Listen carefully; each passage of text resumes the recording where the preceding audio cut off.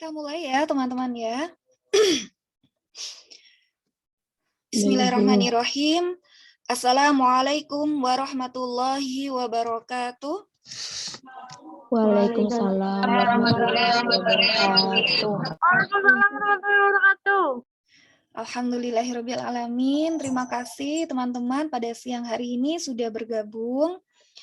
Semoga kegiatan kita pada hari ini diridhoi oleh Allah Subhanahu wa taala dan bisa bernilai ibadah untuk kita semuanya. Mari kita awali pertemuan kita pada siang hari ini dengan membaca basmalah bersama. Bismillahirrahmanirrahim.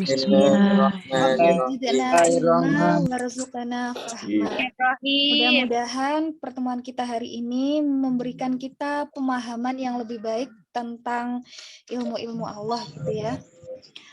Teman-teman yang dirahmati Allah, ini materi yang pertama kita. Jadi kita membahas tentang manusia dan agama. Tujuannya sebagai manusia di sini kita lebih menyadari apa sih pentingnya agama bagi kehidupan manusia. Kemudian kenapa manusia itu hidup harus mempunyai agama. Seberapa jauh ya peran agama dalam kehidupan manusia. Ya, seputar itu. Jadi kalau misalkan kita hidup terus tidak beragama itu kenapa gitu. Kita akan membahas itu. Harapannya di sini seperti yang Bu Ika sampaikan kemarin, kalau usia teman-teman di tingkat pendidikan itu kan sudah pada level mahasiswa. Mahasiswa itu artinya maha, jadi tinggi-tingginya siswa gitu. Jadi tingkatan yang paling tinggi bagi peserta didik. Jadi tingkatan yang paling tinggi bagi seorang siswa. Nah, berarti kan sudah tinggi gitu ya. Terus dari segi usia, kalau dari menurut ilmu psikologi, dari tahapan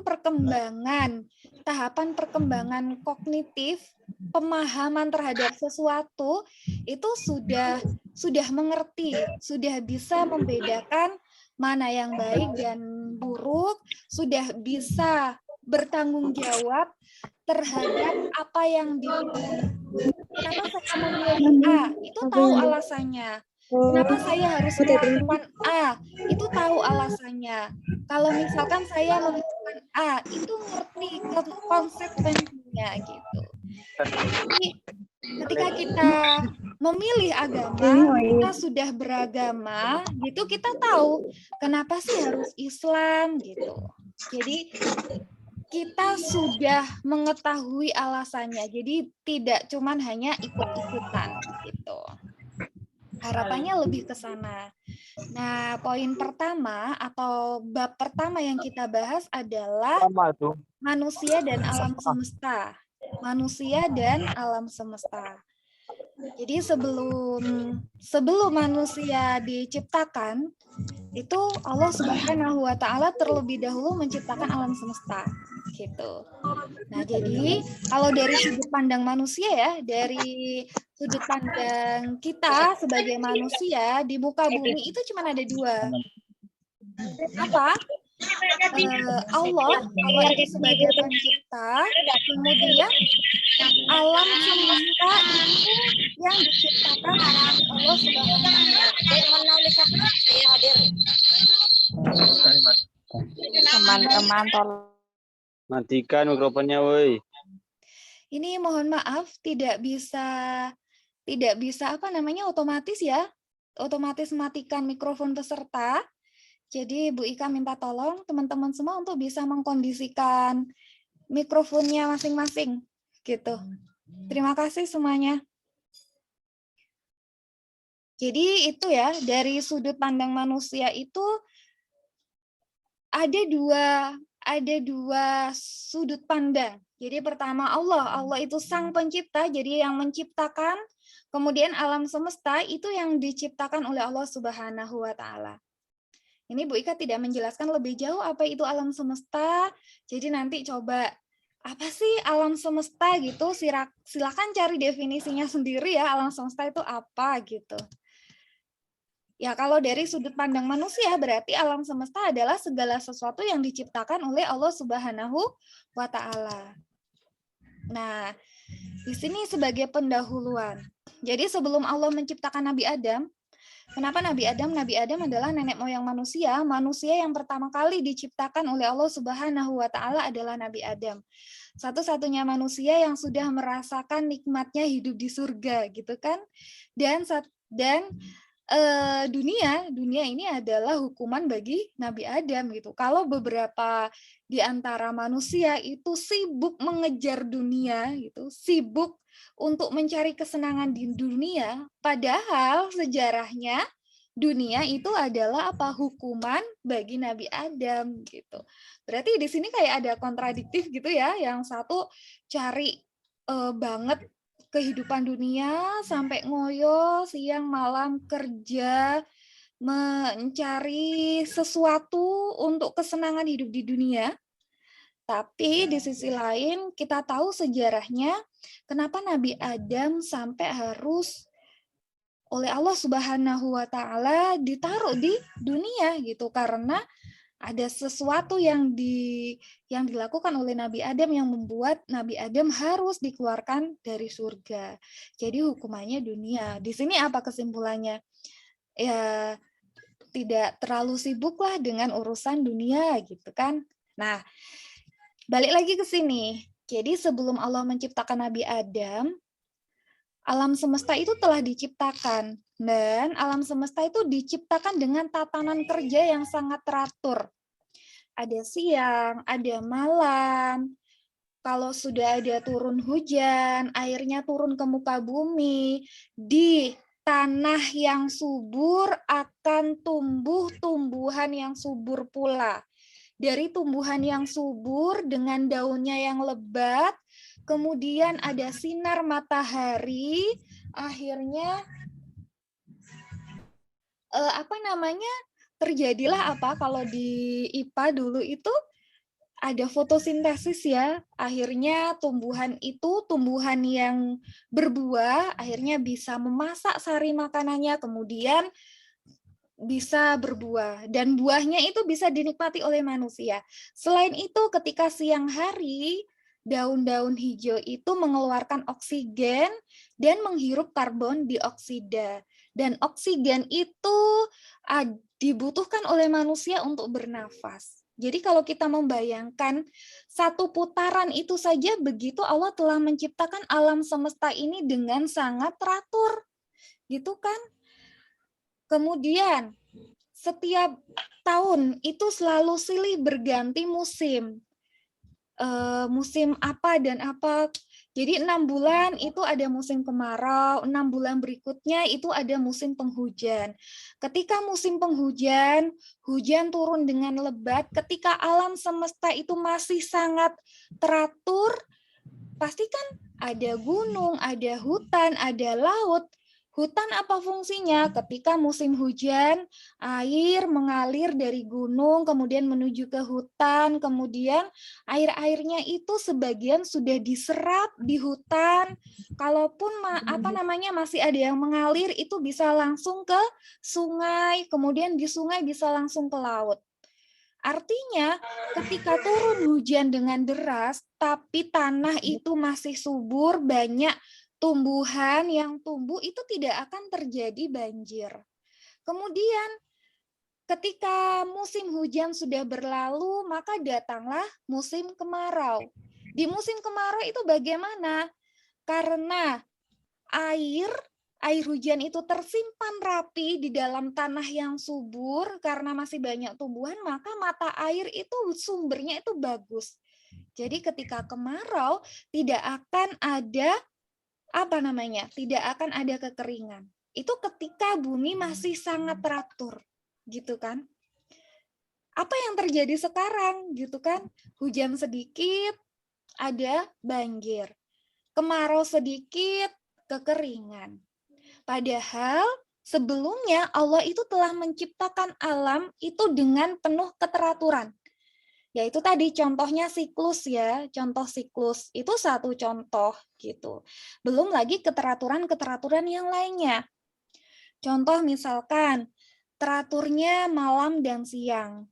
Jadi ketika bumi mengitari matahari, maka ketika di sisi lain itu siang, maka di belahan bumi yang lain itu malam.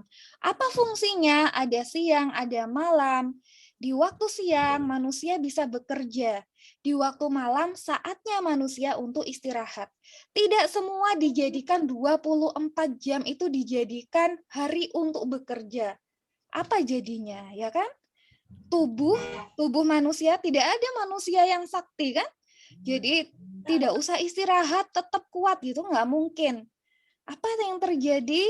Masih muda, sudah banyak penyakit gitu kan, akhirnya hidupnya tidak produktif gitu. Padahal kalau kita mengikuti keteraturan alam, alam itu sudah sangat diciptakan oleh Allah Subhanahu wa taala dengan sangat teratur. Itu sebelum ada manusia gitu kan, alam sudah diciptakan dengan sangat teratur. Kemudian yang kedua, keteraturan yang ditugaskan kepada malaikat untuk menjaga dan melaksanakannya. Gitu. Jadi Allah memiliki malaikat yang menurunkan hujan, kapan waktunya hujan, gitu kan? Malaikat yang menjaga manusia, yang mencatat amal baik, yang mencatat amal buruk, begitu. Jadi selalu ada malaikat yang menjaga keteraturan tersebut. Itu. Kemudian dari keteraturan tersebut maka lahirlah sunatullah. Apa itu sunatullah? Sunatullah adalah hukum Allah yang menyebabkan alam semesta selaras, serasi, dan seimbang, dipatuhi sepenuhnya oleh partikel atau zarah yang menjadi unsur alam semesta. Jadi ya memang teratur gitu. Itu sunatullah. Nah, di sini apa itu sifat sunnatullah? Pertama adalah pasti. Nah, ini nanti Bu Ika tidak menjelaskan terlalu dalam. Jadi di sini ada di penghujung ayat 2 surat Al-Furqan. Di sini ada sifat yang berikutnya tetap. Ini ada di bagian ayat 115 surat Al-An'am. Kemudian ada objektif bagian ayat 105 surat Al-Anbiya. Dan ini rujukannya di sini ya. Tulisannya Imaduddin Abdurrahim tahun 1966 di halaman 30. Nah, di sini coba Bu Ika jelaskan secara sederhana. Apa itu sifat utama sunatullah? Yang pertama pasti. Jadi pasti di sini ya pasti. Kalau makanan dikasih garam itu ya sunatullah, rasanya pasti asin gitu kan. Kalau minuman dikasih gula ya sudah jelas ya pasti rasanya nanti kalau minuman dikasih gula rasanya jadi manis, ya itu sudah pasti. Kalau misalkan manusia tidak makan selama 1 minggu gitu, ini manusia biasa ya, tanpa ada pengaruh apa-apa gitu ya pasti lapar gitu kan. Ya pastinya. Kemudian setelah pasti, sifat berikutnya adalah tetap. Artinya sesuatu yang terjadi seperti itu akan tetap dimanapun berada. Kalau misalkan minuman dikasih gula, entah itu di Indonesia, entah itu di Malaysia, entah di Inggris, entah di Amerika, atau di ujung dunia manapun, ya itu pasti akan manis gitu. Bukan terus berarti kalau misalkan di Indonesia kalau dikasih gula itu jadinya pahit gitu karena di Indonesia ya tidak, ya tetap di mana saja seperti itu. Akhirnya apa? Dari sifat pasti dan tetap, kalau kita belajar tentang sifat utama sunatullah seperti itu, manusia itu bisa belajar. Artinya manusia itu bisa merencanakan. Kalau misalkan kita mau bikin kue ya, kalau kuenya kurang manis, berarti harus ditambahin gula gitu. Jadi kita bisa merencanakan sesuatu dari sifat utama sunatullah tersebut. Kalau manusia tidak kepingin sakit, maka makan harus teratur gitu. Karena sudah jelas kalau manusia tidak makan pasti kan lapar gitu.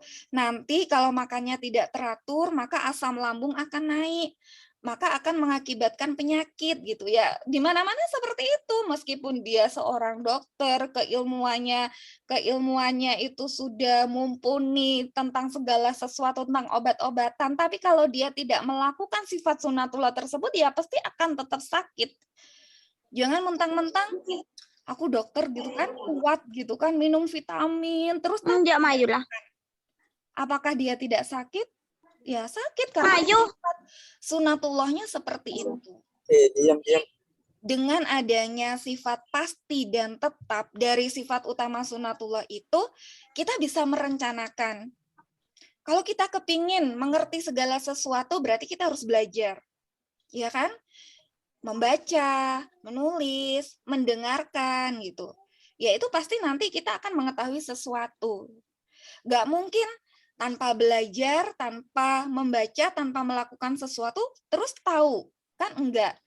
Jadi sifat sunatullah itu ada sifatnya itu ya pasti dan tetap. Yang kedua adalah objektif. Nah, di sini Bu Ika ingin sedikit cerita ya tentang sifat utama sunatullah yang objektif. Misalkan nih, di padang pasir tuh ada 2 bangunan yang berdekatan. Yang satu masjid, yang satu misalkan hotel berbintang. Nah, di masjid ini jelas ya kalau masjid itu tempatnya orang beribadah ya kan. Terus yang satu hotel berbintang. Hotel berbintang nih mungkin ada orang ibadah juga di dalamnya. Tapi ada juga orang yang tidak beribadah di dalamnya atau orang yang hanya bersenang-senang berada di hotel tersebut. Nah, tiba-tiba ketika turun hujan, sebelum turun hujan, di masjid ini ada penangkal, di masjid tidak ada penangkal petirnya. Kemudian di hotel ini ada penangkal petirnya. Nah, kira-kira kalau ada petir yang kena sambar yang mana? Masjid apakah hotel? Kira-kira. Mana kira-kira? Masjid atau hotel? Yang paling tinggi. Masjid ya.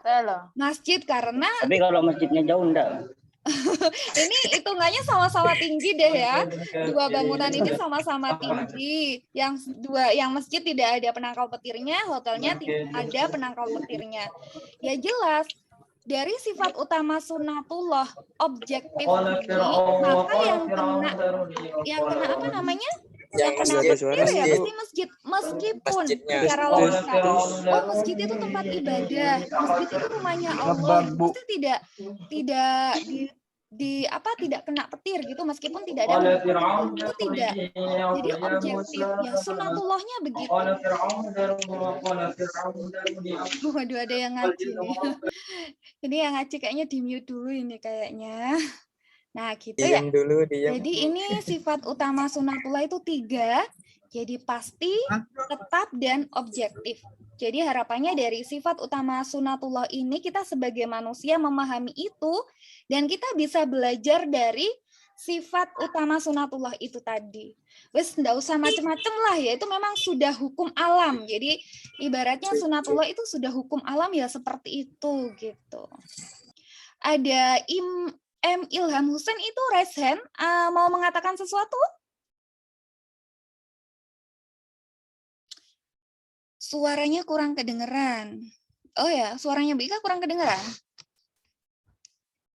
M. Ilham Husain tuh ada mau ini sesuatu atau enggak? Mohon maaf, Bu. Ya, Mbak, silakan. Saya dari ini Prodi Manajemen Siti Hilmiah. Teman-teman saya banyak yang nggak bisa masuk, Bu. Karena partisipannya itu dibatasi sampai 100. Teman-teman saya juga, Bu. Kelas C1 juga, Bu. Temennya saya juga, Bu. Temennya dari teman saya juga. Temannya saya juga, Bu. Berarti gini, Saya ini Bu juga Ika, bisa, Bu. mohon maaf begini saja, ya Bu Ika tidak paham ya. Ternyata kalau Zoom-nya gratisan di Zoom gratisan itu berarti partisipan cuma dibatasi 100 ya. Iya ya, mohon maaf. Berarti ini nanti begini, yang tidak bisa gabung di Zoom ini sudah Bu Ika record. Jadi mudah-mudahan nanti bisa Bu Ika share di YouTube. Jadi yang tidak bisa gabung di Zoom nanti bisa menyimak di YouTube. Mungkin itu nanti mau disampaikan kepada teman-teman. Dan untuk berikutnya berarti nanti Bu Ika harus cari cara ini gitu ya. Oke. Ya. Oke, jadi yang tidak bisa gabung nanti bisa ini gabung di YouTube. Ini sudah Bu Ika record. Mudah-mudahan nanti bisa di-share di YouTube gitu ya. Mungkin itu Untuk tapi absennya sebelumnya. sendiri gimana, Bu? Kenapa, Mbak? Untuk absennya sendiri gimana? Untuk absennya sendiri, sementara nanti Bu Ika buatkan link seperti kemarin. Tapi ini belum Bu Ika buatkan. Gitu ya. Untuk yang tidak Iya. masuk itu, Bu. Kenapa, Mbak? Untuk yang tidak masuk, yang tidak nggak bisa masuk itu, Bu. Ya, nanti begini, yang sudah ikut Zoom tidak usah nyimak di YouTube, jadi nanti langsung bisa isi link absen. Kemudian yang belum ikut di Zoom nanti bisa lihat di YouTube gitu saja ya. Baik, Bu. Terima kasih, iya ya, Bu Ika mohon maaf. Gak kepikiran ke sana, Bu Ika, tak pikir. Iya ya, ternyata. Terima kasih informasinya ya, Mbak. Iya, Bu, sama-sama. Terima kasih. Iya Bu, sama-sama. Nah, ini nanti coba ya. Coba teman-teman cari fenomena alam yang menunjukkan bukti dari ketiga sifat tersebut. Jadi coba cari fenomena alam yang menunjukkan sunatullah yang memang sifatnya itu ya pasti, kemudian tetap dan objektif. Mungkin itu. Berikutnya, nah ini Bu Ika bacakan saja. Demikianlah alam semesta diciptakan Allah dengan hukum-hukum yang berlaku baginya, yang kemudian diserahkan kepada manusia untuk dikelola dan dimanfaatkan. Jadi, alam sudah diciptakan Allah dengan sangat teratur, dan otomatis keteraturan ini harus dijaga. Keteraturan yang sudah sangat tertib ini harus dijaga supaya tidak berubah keteraturannya gitu, supaya tetap tertib sampai akhir zaman nanti gitu. Dan makanya Allah akhirnya menciptakan manusia yang tujuannya adalah untuk menjaga keteraturan, menjaga hukum-hukum alam yang sudah memang diatur oleh Allah Subhanahu wa taala. Dan itu semua diserahkan kepada siapa? Itu semua itu diserahkan kepada manusia. Jadi ibaratnya kayak Allah menciptakan manusia, kemudian tujuannya adalah supaya bisa menjaga keteraturan yang sudah ada di alam ini gitu. Jadi ini manusia diberi wewenang mengelola dan memanfaatkan alam semesta dan diberi kedudukan istimewa sebagai khalifah. Nah, di sini kita harus ini ya. Oh, berarti saya hidup di muka bumi ini tidak cuma lahir, makan, minum, bekerja, kemudian sekolah, menikah gitu kan, berkeluarga, kemudian nanti terus selesai meninggal gitu. Tidak cuma itu. Berarti kita hidup di muka bumi ini memiliki peran penting adalah sebagai khalifah atau sebagai pemimpin di muka bumi atau sebagai penjaga keteraturan alam. Jadi alam yang sudah teratur itu diserahkan kepada kita manusia supaya keteraturannya itu tetap terjaga. Itu konsepnya seperti itu. Seharusnya seperti itu. Namun apa yang terjadi ya kita bisa melihat sekarang ini gitu kan. Hujan sebentar sudah kebanjiran. Kemarau sebentar sudah kekeringan.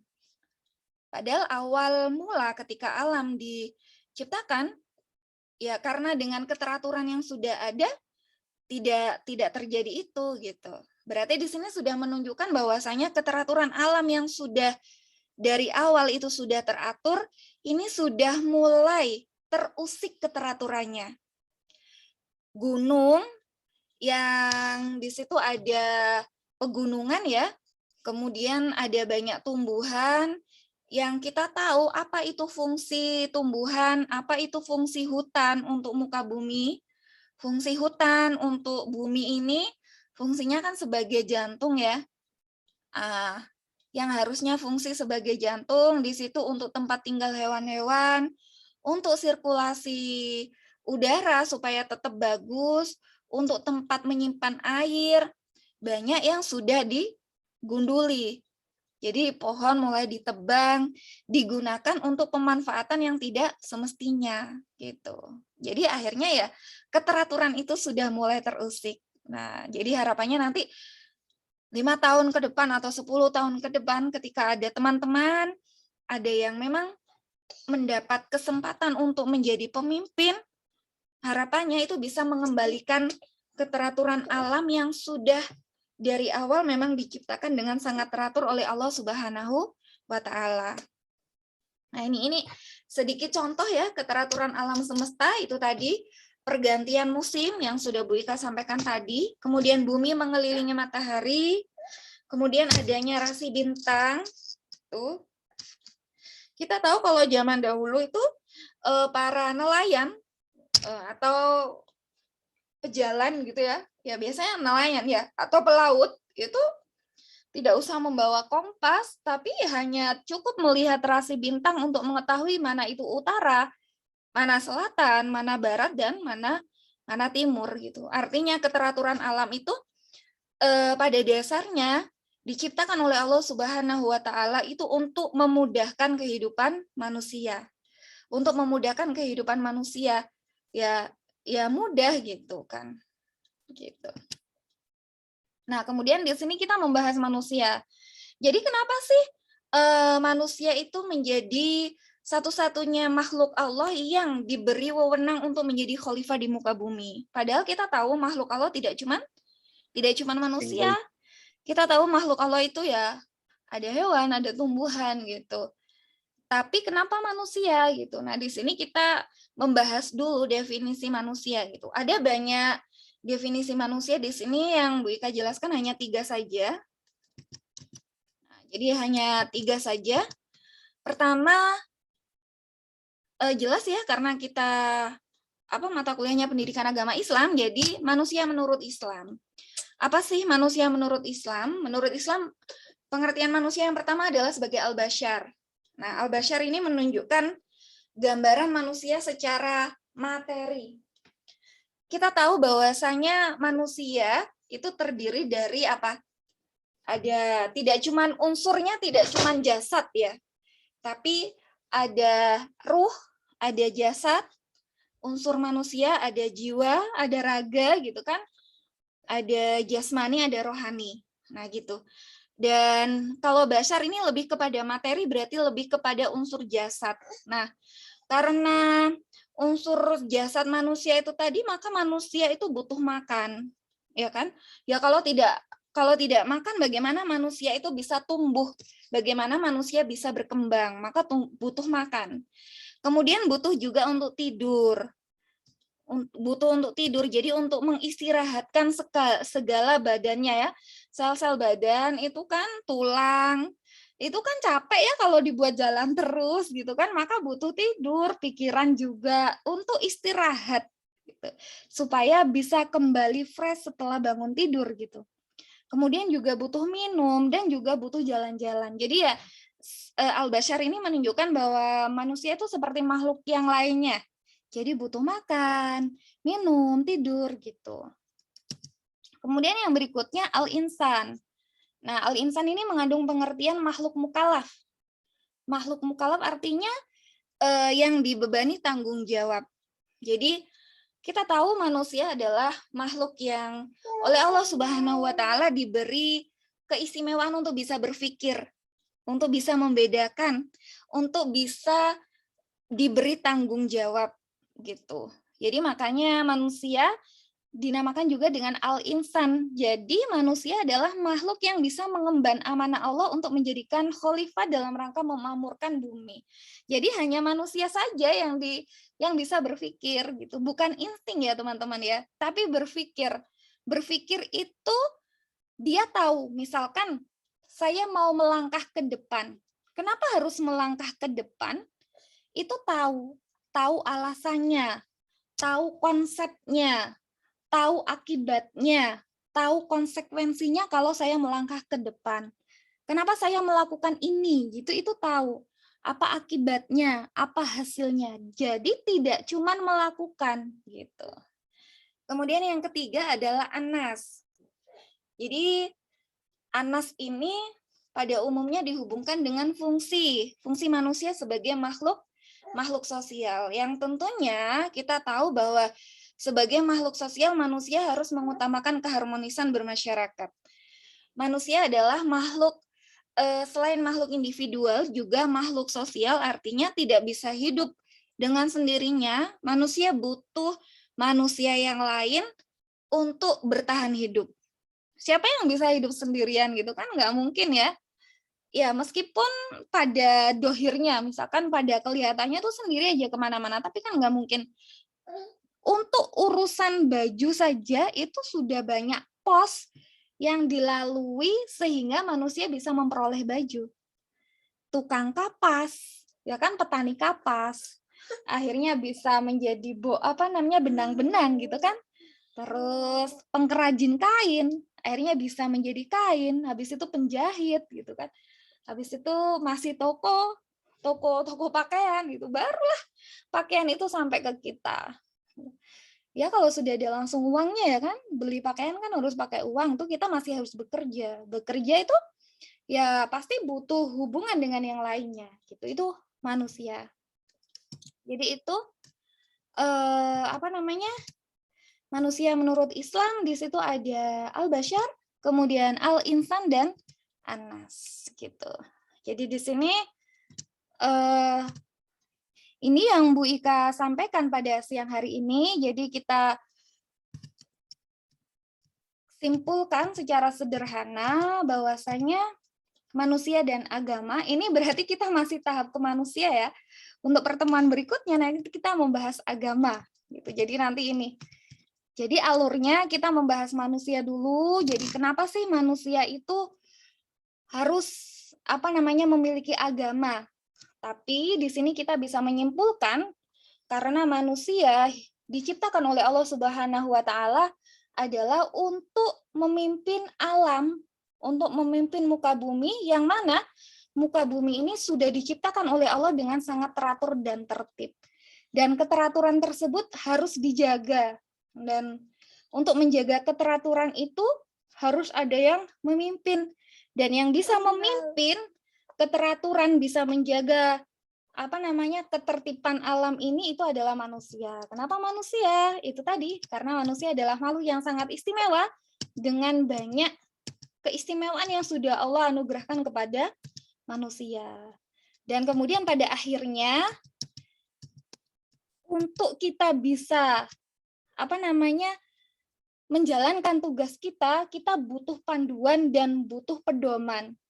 Pedoman kita itulah agama gitu. Jadi harapannya manusia yang beragama itu manusia yang memiliki pedoman hidup sehingga bisa menjalankan tugasnya sebagai khalifah di muka bumi ini gitu. Demikian teman-teman, dan ini rujukan Bu Ika 1 ya teman-teman ya. Jadi buku Pendidikan Agama Islam karya Profesor Muhammad Daud Ali SH. Jadi penerbitnya PT Raja Grafindo Persada Jakarta gitu. Mungkin itu teman-teman.